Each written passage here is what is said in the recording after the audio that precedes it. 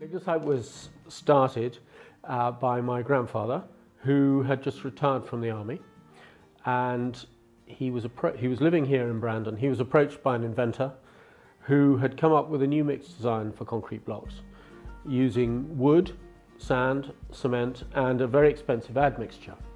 So my grandfather, who didn't have much going on, decided he'd give it a go.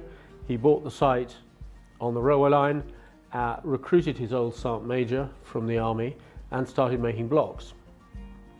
And all went well initially, and after a few months they ran out of this very expensive admixture, and so he said to his sergeant major, "Carry on, sergeant major, just make the blocks." And in fact they made even better without the expensive admixture.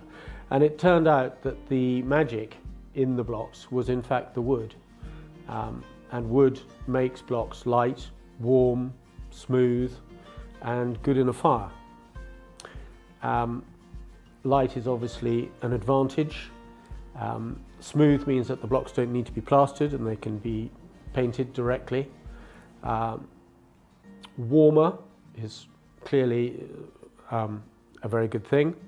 And rather surprisingly, they were good in a fire because the wood is locked up in the matrix of the block and the oxygen can't get to it. So a concrete block will heat up in a fire and then shatter, whereas a lignacite block just swells and the wood calcifies but doesn't burn, and so you get a very good fire rating.